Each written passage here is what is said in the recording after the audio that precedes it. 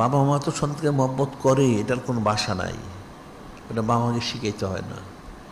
কিন্তু সন্তান যদি দিনদার পরে করে, তারাও কিন্তু মা বাবাকে অনেক মহব্বত করে, তার জান প্রাণ দেশে মহব্বত করে, সে অনেক মহব্বত। ঠিক আছে, তাহলে এই বান্দা, এই সন্তান বা বাবা মা, তাদের কতটুকু দায়িত্ব কর্তব্য যে নূরে মুজাসসাম হাবিবুল্লাহ হুজুর পাক সাল্লাল্লাহু আলাইহি ওয়াসাল্লাম ওনাকে মহব্বত করা, যে কতটুকু মহব্বত করতে হবে এটা ফিকির করতে হবে।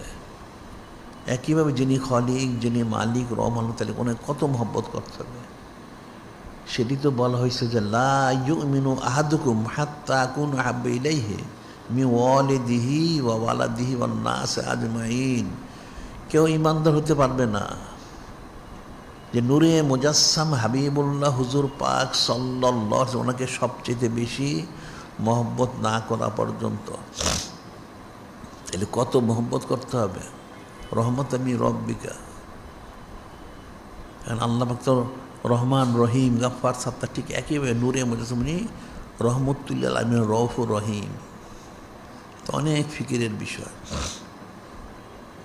মানুষ তো ফিকির করে না।